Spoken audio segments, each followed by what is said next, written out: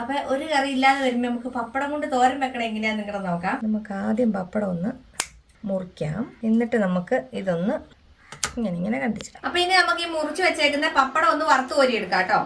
ഇതിട്ടിട്ട് ഒന്ന് വറുത്ത് കോരിയെടുക്കാം. ഞാൻ കുറച്ച് ചെറിയുള്ളി ഇവിടെ അരിഞ്ഞു വെച്ചിട്ടുണ്ട്. പിന്നെ ഇച്ചിരി ഉണക്കമുളകും ഇച്ചിരി കാശ്മീരി മുളക് പൊടിയും മഞ്ഞപ്പൊടിയും തേങ്ങയും. ഇപ്പൊ ഞാൻ ആ പപ്പടം വറുത്ത എണ്ണയ്ക്കകത്തേക്ക് കുറച്ച് അധികം ചെറിയുള്ളി ഇട്ടിട്ടുണ്ട്.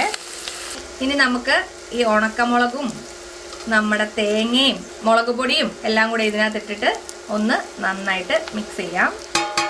നമ്മുടെ വറുത്ത് വെച്ചേക്കുന്ന പപ്പടം ഇതിൻ്റെ അകത്തോട്ട് ഇട്ട് കൊടുക്കാം. ഉപ്പ് വേണ്ടവർക്ക് ഇപ്പൊ ഇട്ട് കൊടുക്കാം. അപ്പൊ പപ്പടത്തിൽ ഉപ്പുള്ളതും കൊണ്ട് അത്യാവശ്യം ഉപ്പുണ്ട് കേട്ടോ. നല്ല അടിപൊളി ടേസ്റ്റ് ഉള്ള പപ്പടത്തോരനാണ്.